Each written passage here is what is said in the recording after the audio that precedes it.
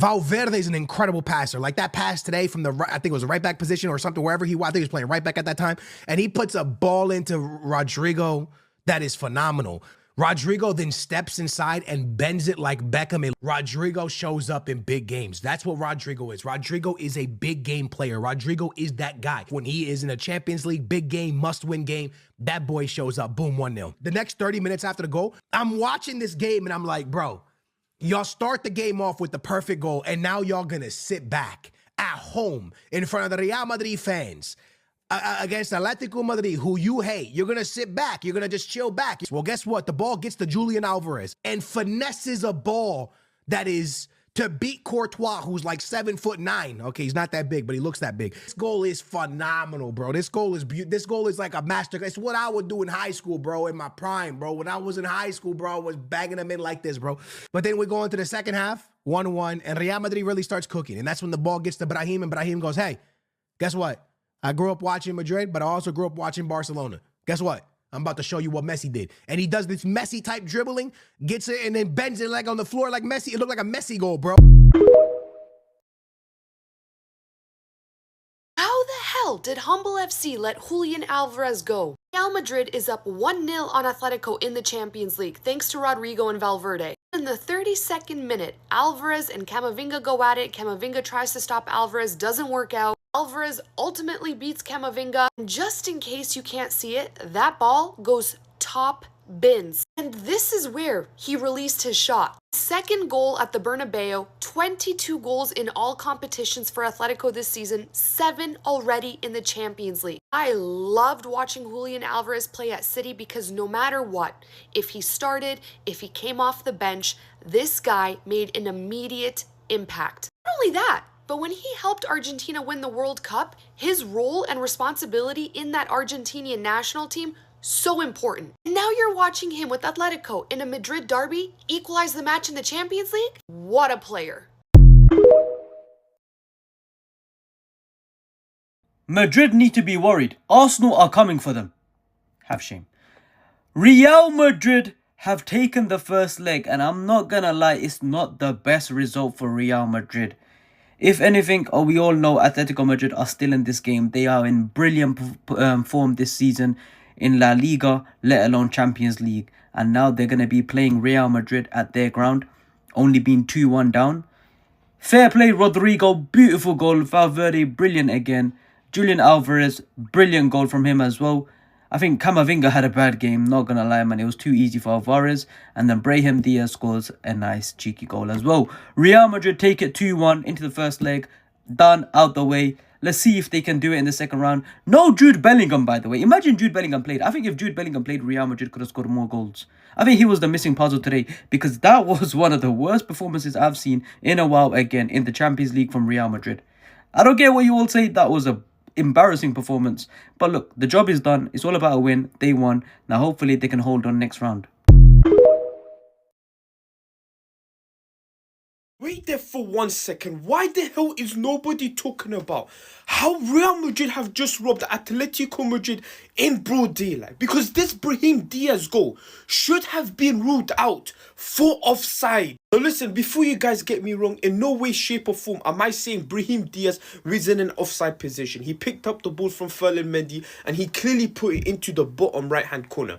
But as you guys can see here from this picture, Vinicius Jr.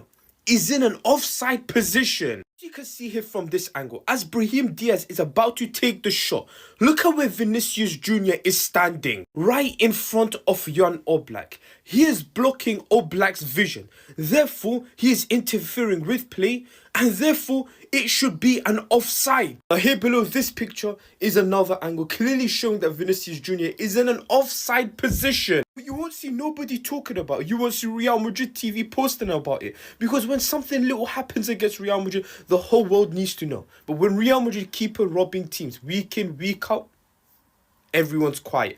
Everyone is silent. Look at ghost number 1 and look at ghost number 2. If Madrid do not advance next week, it's because of this. Ghost number 1 and ghost number 2. And yes, I'm cooking everyone, all of them on Instagram. If you haven't followed, go follow right now. I post a bunch of different reels, not the same as here. Back to these two criminals, bro. I don't know what happened to Vini. The ass, bro. The level he's on right now, bro. He wouldn't even be a starter at Barca, bro. He would not. I don't know how he starts every single time in this team. I don't know how.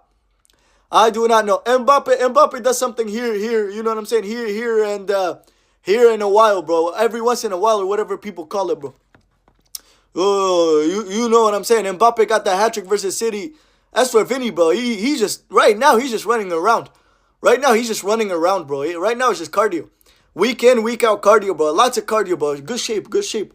He'll never gain a stomach, bro. He'll never get fat, bro. It's good cardio, bro, because that's all he's doing right now for Madrid, bro.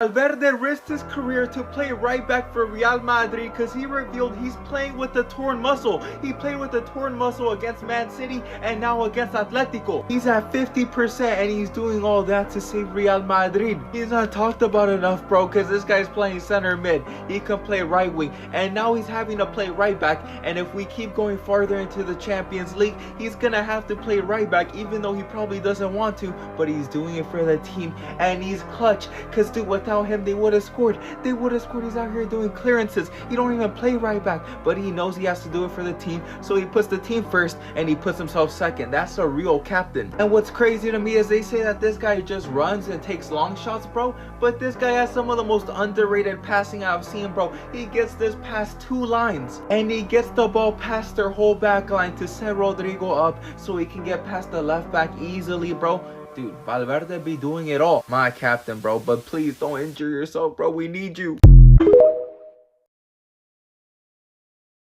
Real Madrid deserved to lose this game. And honestly, if I'm being real with you, even some calls low-key went their way. There was certain things that, was there another penalty left on the table? When I think back in just the second half, who had the better chances to score a goal? I think it's Real Betis. I think Real Betis had a better chance to extend their lead than Real Madrid ever had in tying this game. And anyone who says Madrid deserved to win this game, you're not watching the game properly, bro. You're seeing it just with your heart and not with your cabeza, bro. You need to see it with your head, man. You need to see it properly. Real Madrid was poor today. Real Madrid was not good today. The substitutions were bad. The player choices weren't the best. And the ideas of trying to score a goal were really bad. So, I mean, when you really think about it, you sit down, you really think about this game. Your best defender over the last few weeks was on the bench. Your best player on your team over the last few weeks is getting subbed out. And then your best midfielder is at home because he said something bad to a referee. The Madrid derby has officially ended and Real Madrid take the advantage because they went against Atletico Madrid 2-1. Honestly, it was a great match playing at Santiago Bernabeu. Of course, it wasn't going to be easy for Atleti, but Atletico Madrid dropped a great performance against Real Madrid, which they fought until the very end. And of course, they're going to give it all at the Metropolitano. But it's not over yet because next week they will be playing the second leg and this time it will be Atletico Madrid's home stadium. But what are your thoughts of all of this? Let me know in the comments and don't forget to follow me. Can't believe I'm seeing people try to tell me offsides this, offsides that. Have shame, bro. Gather the shame, bro. I'll give you glasses to go help you look for the shame, bro. This is a good goal by Bbahim Diaz. That's it, bro. You're enough with these rules, bro. Only other thing, Atletico Madrid are cucks. That's it. That's it. Sorloth is a cuck. Simeone is a cuck. Well, who else is there? Have I missed? That's it. That's it. They see Barcelona, bro. They know they're playing the greatest thing to ever exist on the planet, so they have to turn up, bro. They have to turn up, bro. Then they come to their city rivals. They're just like, this is little, bro. To them, this is little, bro. You are little, bro. Atletico Madrid. You are little, bro. You are the little, bro. That has a chair in the corner of the room and watches big, bro. You know what I'm saying, bro. That's what you are, bro. You know what I'm saying, but what is this performance that I'm seeing from these people? Criminals. I still don't feel like people are quite appreciating the brilliance of Fede Valverde. And over the past 4 years, I've seen him be one of the best right midfielders and right wingers in the world. I remember that Champions League run when he was playing over there for Real Madrid, that assist for Vinicius Jr. in the Champions League final, his qualities to allow him to go and do that. Obviously one of the best central midfielders in the world for the past 3-4 years now when he's playing in that position. Absolutely unbelievable. You could argue first name on that Real Madrid team sheet, genuinely, because he makes everything in front of him tick. It's ridiculous. And now, last night, one of the best right-back performances that I've seen in the world so far this season. And he looks like, when he's playing in that position, one of the very best right-backs in the world. And you think about it, it makes sense when you look at his attributes. The engine that he's got, the pace that he's got, the stamina that he's got, but also the genuine quality on the ball. This pass here, that's a Trent Alexander-Arnold type pass for Real Madrid last night to set Rodrigo in behind. And obviously he ended up getting the assist because of the brilliance from Rodrigo. But it's so dumb how you can just put him anywhere and just be like, yeah, he'll probably be one of the best players in the world in that position. He's a top 3 minimum ball striker in the world. I mean, the strikes that he's had this season, that one where it was sort of stuck under his feet and he just pings it on the half volley from like 35 yards out and it just goes in the top corner. Probably one of my favourite, if not my favourite goal this season. I mean, his attitude as well. Like I said about him enabling everything in front of him, he's the enabler in that team. Vinicius Jr., Mbappe, Rodrigo, yeah, they do work hard at times to get back, but they're never going to be the most hard-working front three in terms of they want to save quite a lot of their energy, even when they're on the ball, when they're getting the ball, when they're running in behind, doing the things that they are best at. And Fede Valverde, it's almost like having 2 men in that central midfield. It's an absolute joke how good he is. And yeah, last night, I thought he was my man of the match last night in that Madrid versus Madrid game. And yeah, Fede Valverde, mate, what a player.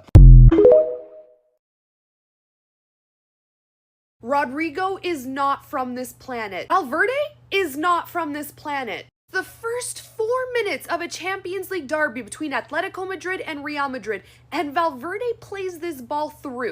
Rodrigo, who planned his run perfectly, beats 2 Atletico players. I mean, right now, these are the 3 blind mice around Rodrigo. Then hits a laser of a shot to give Real Madrid the first goal of the match, scoring his 5th Champions League goal within the first 4 minutes against Atletico. And as we all know, this isn't news to us, Rodrigo in the Champions League is an absolute monster. I already heard Bellingham say that he's the most gifted player on this Real Madrid team, which is crazy because this Real Madrid team is stacked. He just proves it in moments like this. I have no words for Valverde anymore, quickly becoming the most important player on this Real Madrid team. Bbahim is dribbling like Messi for his goal. Rodrigo is cutting in like Cristiano Ronaldo. Do you see why Real Madrid are so cruel, so difficult to beat in this competition? Ancelotti is an absolute sicko, man. You know top teams don't defend with the amount of space that he does between the lines. He gives you weaknesses. He gives you opportunities. He says, hey, take a free shot at Real Madrid and you know you can't do anything because they'll always come back into the game because they'll always have the individual quality to beat you. Both of these teams defend in the same 4-4-2, but do you see the differences in how much more compact, how much less space Atleti give, how much more defensively solid they are? I almost feel bad for Simeone because you defend in a way that gives such limited opportunity to the other team. And yet Real Madrid, they have the quality, school quality, they have the confidence. They had Ferland Mendy out there cutting inside, taking shots like he's a goal-scoring winger. I was thinking this earlier in the game, and let me know if I'm crazy or not, but the Bernabeu in these types of UCL nights, it screams entitlement in like the best way possible. These fans, these players, they know they're playing with such a level of confidence that they're better than you. They know they're better than you and they know they're going to win. I don't like oversimplifying things, but sometimes it's really just about heritage. Sometimes it's really just about culture. These guys have built such a level of prestige in this competition that no matter in their worst form, in their worst possible day, they will still likely be the most dangerous team on the pitch. I've just seen this comparison and I want to hear your thoughts on it. Julian Alvarez, 303 games, 121 goals. Won these trophies, as you can see, big boy trophies, Champions League, World Cup, blah blah. Vini Jr., 403 games, 116 goals. More games played, less goals scored, only 2 Champions League trophies under his name. What have I just seen? Bro, this guy is the definition of a bench player compared to Vini, who's won more Champions Leagues than the club Alvarez plays for now. I honestly feel sorry for Vini. Like, I understand he's having a rubbish season. I ain't gonna lie, he's having a bad season compared to his previous. But what's with the forced comparisons now to Julian Alvarez? What have we come to, bro? What have we become? Comparing one of the best players in the world, Vini Jr. to Julian Alvarez. I understand Julian Alvarez is having a good season. He's doing his thing at Atletico Madrid, finally getting game time. Was benched at Man City when he should have been starting. He forced his way out because he wants game time. But do not compare him to Vini, bro.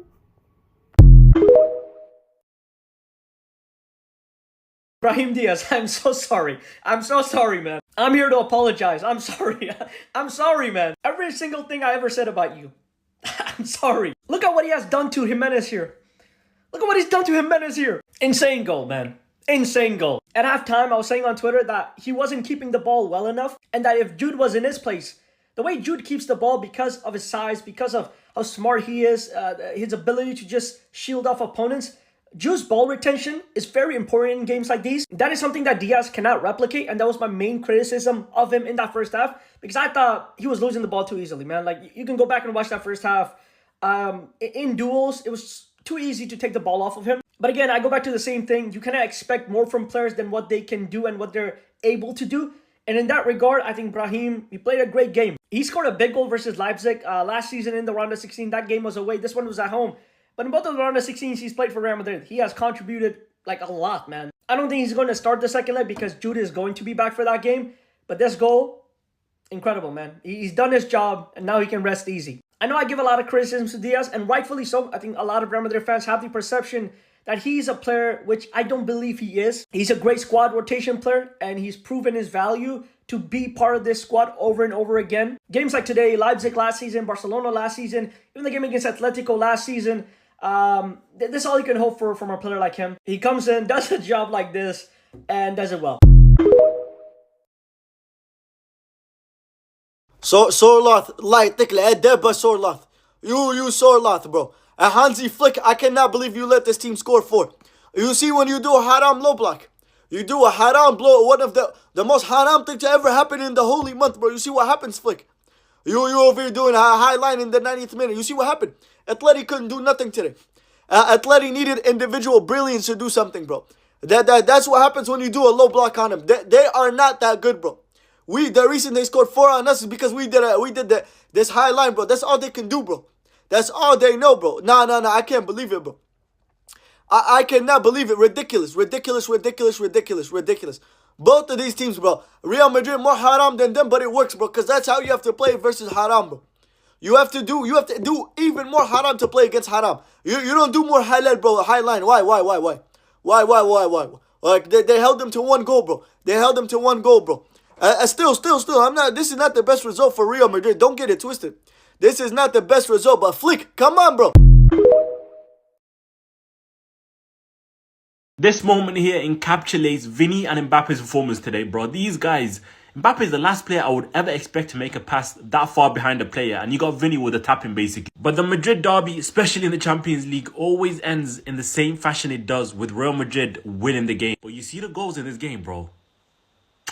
Beautiful from everybody involved. And the performance from this guy, who's rumoured to be half injured, by the way, was ridiculous, man. The first goal comes from his pass in between the lines, in behind for Rodrigo. And then you have Rodrigo, who does these things in these knockout games, bro. He comes alive just like Vini does and lashes it with his left foot, bro. That was a beautiful strike. But a touch from him to get around the defender was sensational. And just a few moments later, there was another incident where he could have actually had a penalty, because you could see the player grabbing onto it. He made the same running behind, but this time the ball was coming in from the air, and the touch he took, exquisite, man. Bro, these touches have got me using words I've never used before. And Alvarez, who's quietly been going under the radar this season because he's been great, man. He's been so clutch for Atletico Madrid as well. And this goal to make it 1-1 was crazy as well. Courtois ain't no slouch, bro. He comes alive in these knockout games as well, just like all Real Madrid players do. But the power, the bend, and the fact that he went in off the post, beautiful from Alvarez. This here, from Brahim Diaz, who was cooking the whole game, by the way. Him and Valverde were the 2 best players on the pitch. Look at what he's doing to the Atletico Madrid players. The guy nearly even broke his own leg